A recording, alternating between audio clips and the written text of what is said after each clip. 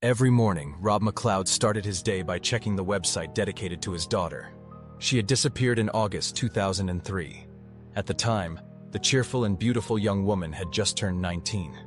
This tragedy became a harsh trial for her parents, but was only one in a series of crimes committed by a dangerous criminal. Casey MacLeod was born in 1984 in the state of Colorado. Her parents, Rob and Lori McLeod, had one child during their marriage and dedicated all their love and care to her. Throughout her childhood, Casey lived a carefree life, shielded from the dangers and challenges of the modern world. However, her trouble-free life did not last long. After her parents divorced, Casey stayed with her mother, though her father remained actively involved in her life. At this point, Casey was 4 years old and was a joyful and lively child. The immense love and care from both parents eventually led to a spoiled and defiant nature. This rebellious side became more evident during her teenage years. In high school, Casey began associating with a bad crowd. She started smoking, frequently argued with her mother, and displayed inappropriate behavior. Her rebellious attitude frustrated her mother, Lori, who eventually reached her breaking point. Lori decided to pack Casey's belongings and send her to live with her aunt in Arizona for a while. Casey's new home was in Phoenix, where her behavior began to improve. She met Tabitha Martin, with whom she quickly became close friends. Over time, the two became inseparable, attending school together, working at a diner, and spending nearly all their free time with each other. At that time, both girls were 16 years old. Tabitha later recalled that after finishing school, Casey started hanging out with a bad crowd. She developed a habit of smoking marijuana and bringing questionable people to her home. Concerned about her friend, Tabitha informed Casey's aunt about these issues. This led to Casey's mother learning about the situation, prompting her to drive to Phoenix to check on her daughter. Upon arriving, Lori discovered marijuana among Casey's belongings and took immediate action.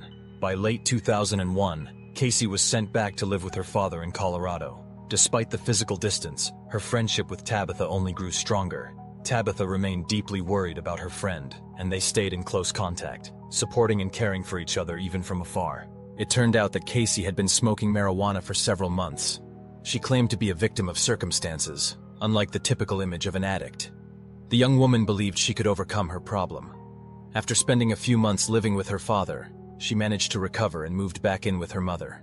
During Casey's time with her father, her mother met and began dating a new man named Scott Kimble. Scott was charming, kind, and caring, and it seemed like life was starting to improve for the family. They moved in together, and Casey even started a new job. She had already cut ties with the bad crowd that had introduced her to drugs. However, the peace didn't last long. Casey's parents discovered marijuana in the house, leading to a serious conflict. She insisted she wasn't using drugs anymore, claiming the marijuana was an old stash. Casey appeared convincing and even offered to take any tests to prove her innocence. Still, her parents found it hard to trust her after her past struggles with substance abuse. The tension escalated when her mother and stepfather threatened to report her to the police.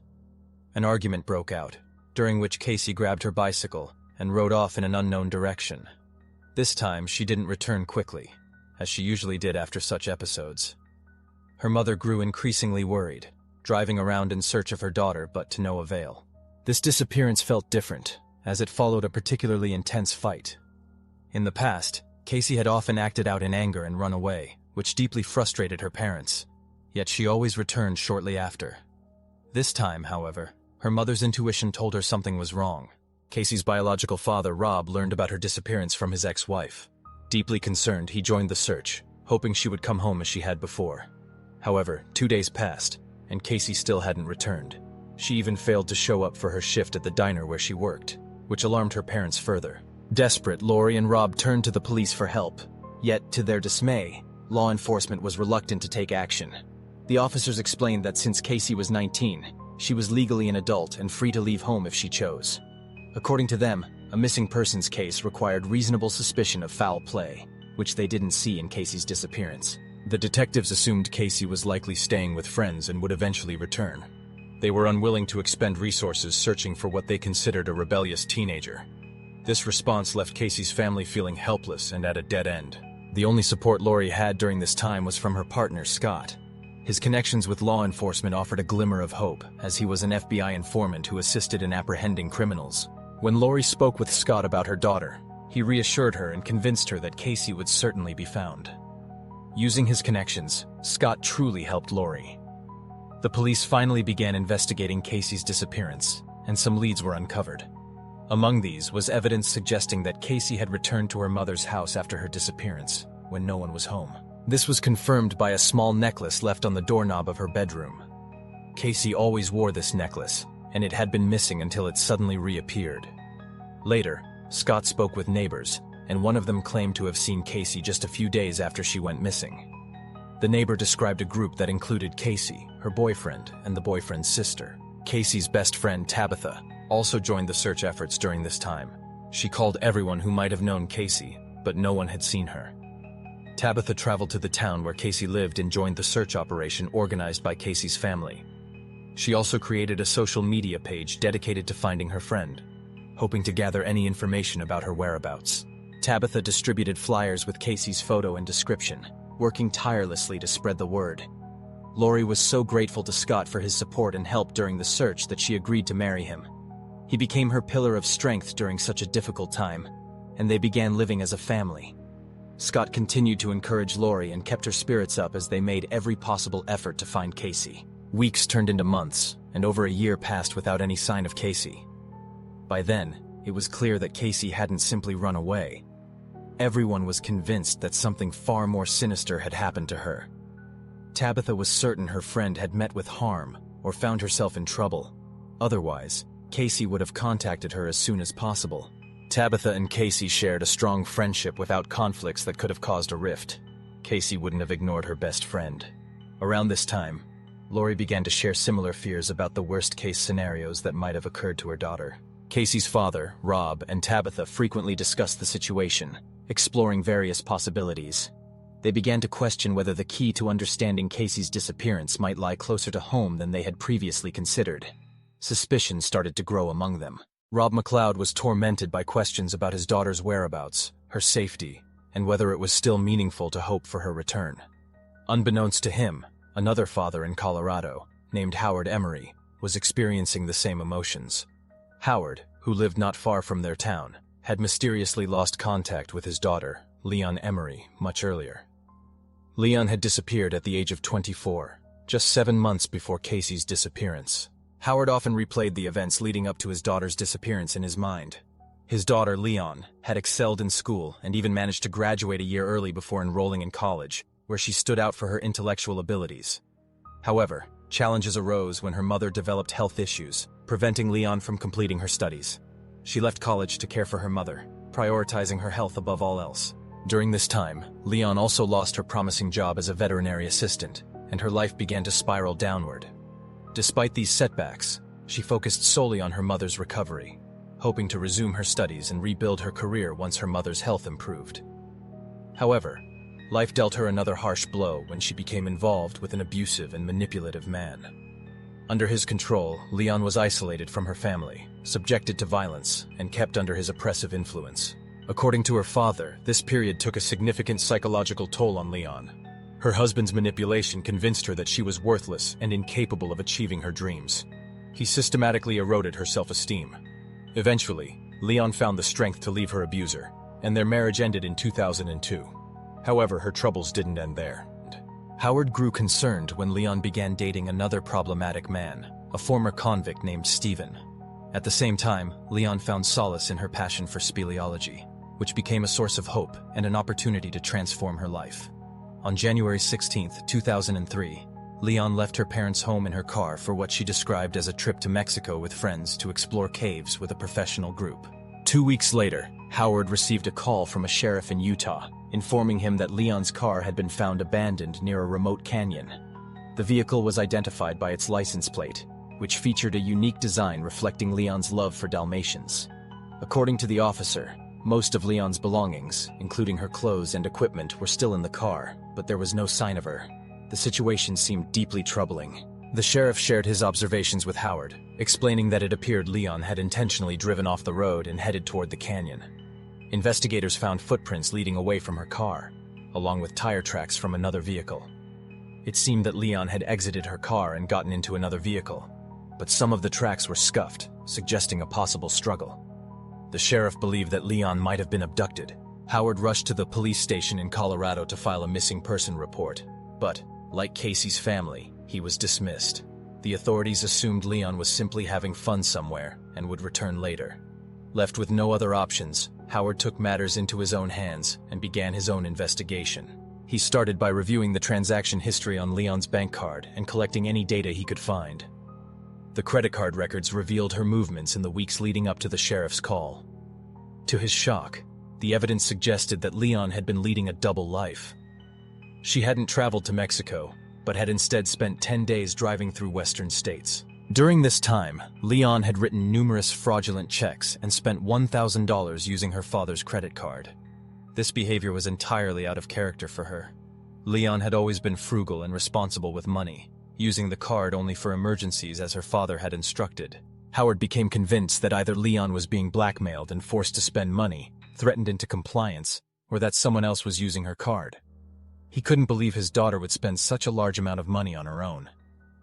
During his investigation, Howard managed to access her email account and discovered that, a few days before her departure, Leon had sent several messages to her cousin. In these emails, Leon hinted at having problems, but assured her cousin that a person she referred to as Hannibal was protecting her and that everything would be fine. Howard had no idea who this Hannibal could be. At the time, Leon's boyfriend, Stephen Hawley, whom she had met after leaving her abusive husband, was still in prison. He was serving time for drug-related offenses. Determined to find answers, Howard located Stephen in prison to question him. Stephen revealed that Hannibal was the nickname of one of his acquaintances, a very dangerous individual. He warned Howard that if Leon had become involved with this man, she was in grave danger and urged him to contact the police immediately. Stephen described Hannibal as a former cellmate who was capable of killing without hesitation and had connections to people who would harm others on his command. However, Stephen refused to reveal Hannibal's true identity, fearing for his own life. Alarmed, Howard turned to the FBI instead of the police, who had previously dismissed his concerns. He shared all the information he had about Hannibal with federal agents, but they too dismissed his fears, believing his story to be fabricated. Once again, Howard's pleas for help were ignored, and the FBI refused to open an investigation into Leon's disappearance. Both Howard and Rob MacLeod, Casey's father, continued their independent investigations. The revelation of Hannibal's identity added a new dimension to these personal efforts. Eventually, it came to light that this mysterious individual worked for the FBI and was married to Lori MacLeod, Casey's mother. Hannibal's real name was Scott Kimble. Even Lori had started to suspect Scott's involvement in her daughter's disappearance, although these suspicions emerged much later, well after their wedding. Over time, Scott's unsettling jokes and cryptic remarks began to frighten Lori, raising questions about her husband's actions. Lori frequently sensed that something was off about him. Her suspicions deepened when she searched Scott's belongings and found Casey's work uniform and personal diary, items that should never have been in his possession. Astonishingly, it took 2 years before Lori revealed to Rob MacLeod that Casey had vanished over a weekend when Scott had also been away, a coincidence that later struck her as suspicious. These were not the only troubling events tied to Scott. In early 2006, he became implicated in a criminal case under investigation in Lafayette, Colorado. His name first surfaced during a police inquiry into check fraud.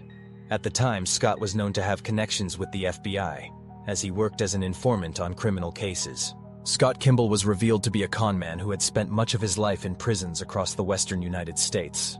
When authorities attempted to apprehend him, he went on the run, evading capture for over 2 months. A warrant was issued for his arrest, and a large-scale manhunt ensued, culminating in a high-speed chase through the Coachella Valley in California. Eventually, Kimble was apprehended, but even in handcuffs, the seasoned criminal refused to cooperate.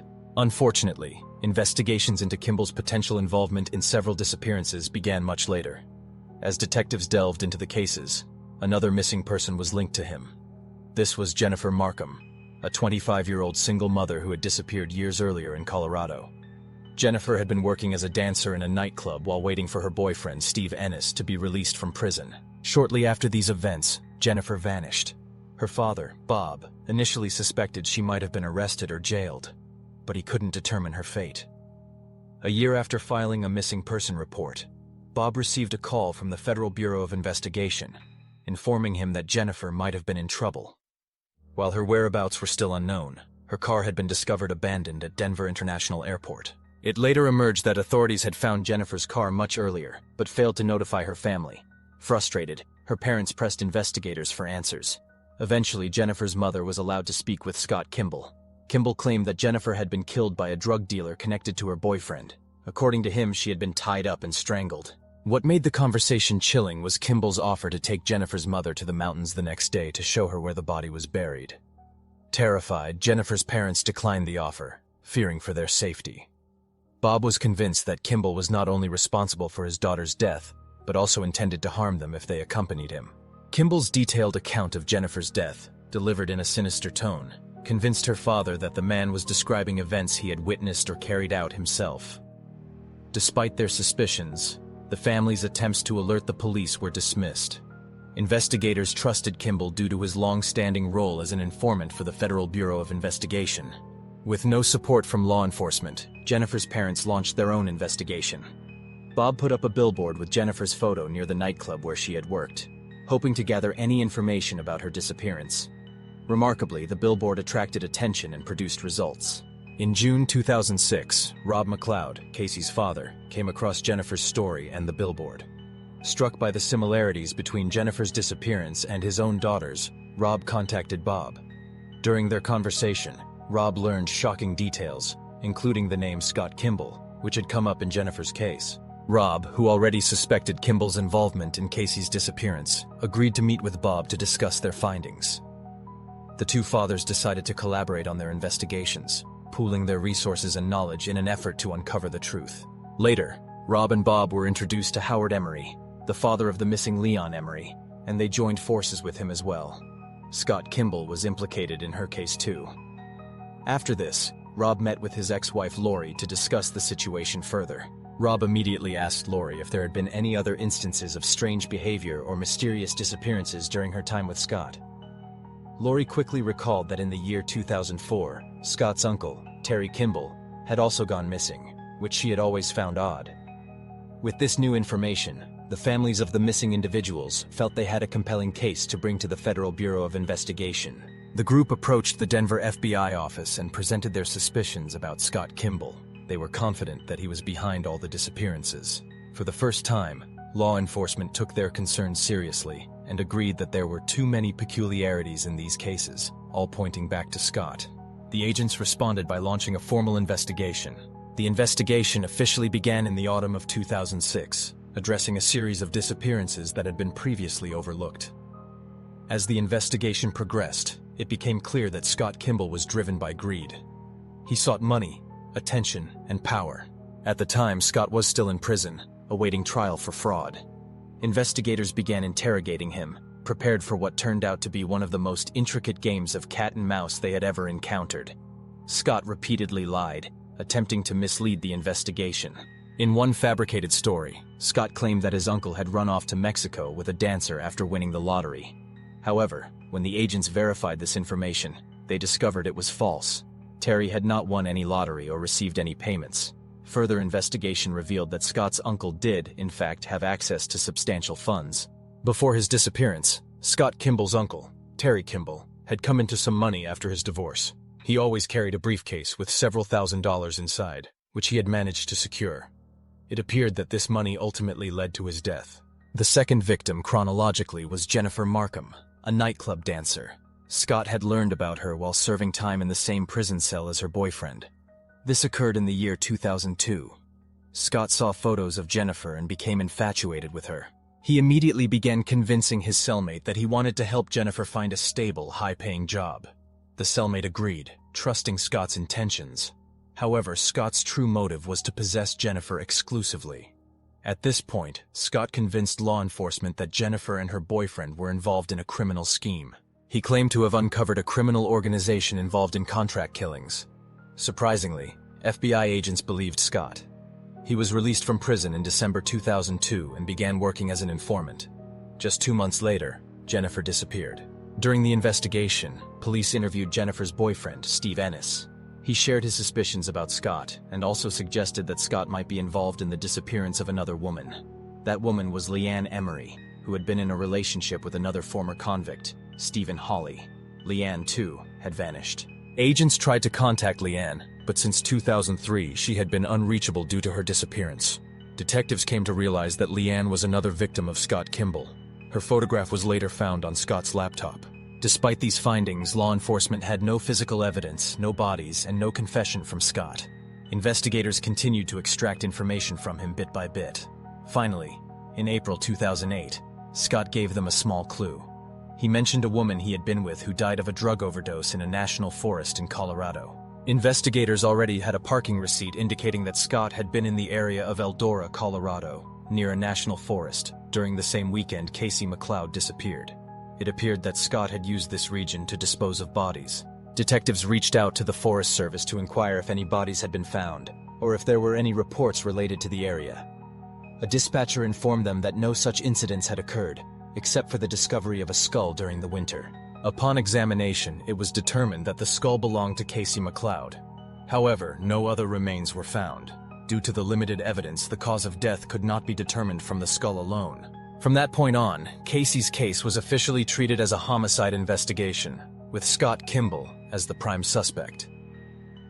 Scott, born in Boulder, Colorado, in 1966, had grown up in a troubled family. His turbulent childhood laid the foundation for a chaotic and criminal life. Scott experienced a turbulent childhood, including his parents' divorce, which deeply affected him. His first encounter with law enforcement occurred during his teenage years when he fired a gun through a neighbor's window. Later, when Scott and his brother moved into their grandmother's house, both boys were sexually assaulted by a neighbor, leading to severe psychological trauma for Scott. At the age of 23, Scott attempted to take his own life by shooting himself in the head. Fortunately, the bullet only grazed his skull, and medical professionals saved his life. Early in his criminal career, Scott was involved in minor crimes, including credit card fraud. His personal life was equally tumultuous. In 1993, Scott married Larissa Hens, and the couple had 2 sons. However, their marriage was fraught with conflict and ended in divorce in 1997. Scott's worldview became increasingly bitter, and he believed the world was against him. Psychiatrists later theorized that this mindset played a significant role in his violent tendencies. After their divorce, Larissa accused Scott of theft and rape. However, a polygraph test discredited her claims, and the allegations were dismissed. Scott was later arrested and imprisoned for fraud. Following his escape from prison, he returned to his ex-wife's home and allegedly assaulted her again. Although no charges for assault were filed, Scott was apprehended and charged with escape when he was captured in Alaska.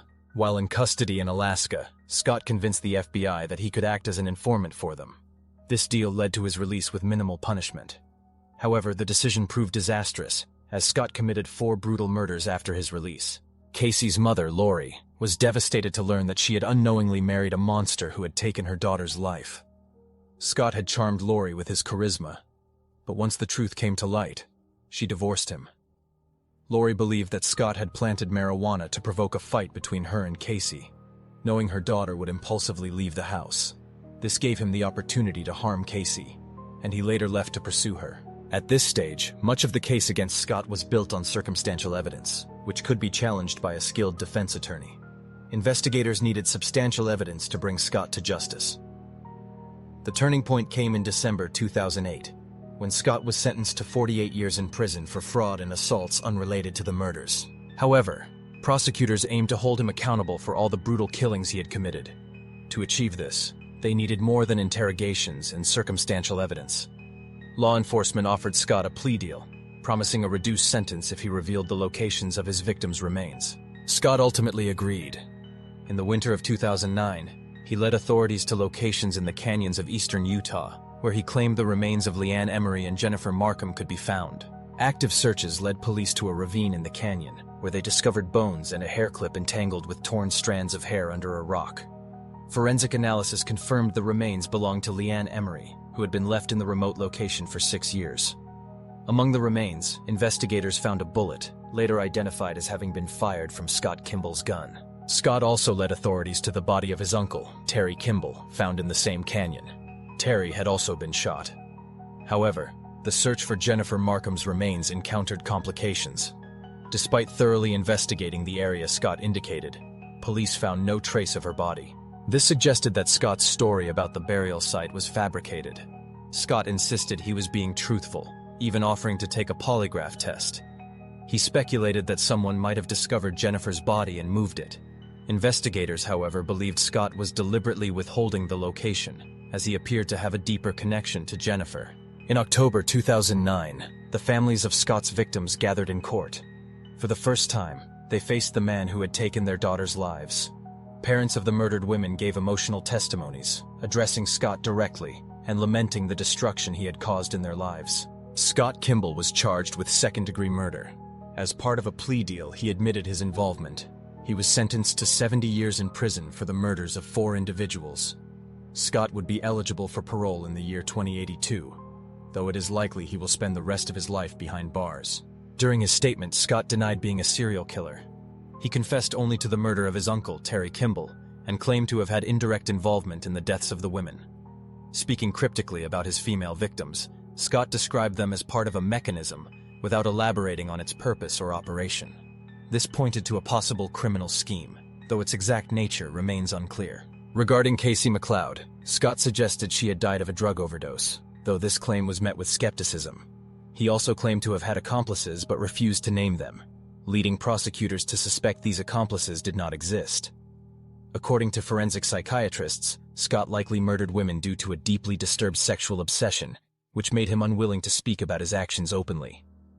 Furthermore, Scott did not view his acts as murders. The search for Jennifer Markham's body continued even after Scott's conviction, but her remains were never found.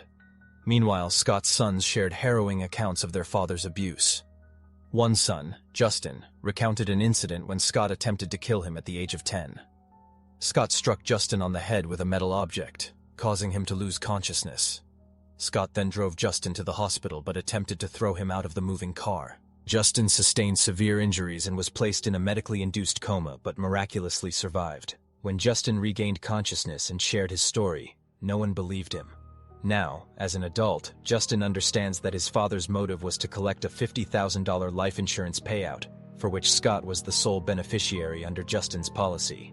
Authorities suspect Scott Kimble's involvement in several other murders of women in Colorado during that time.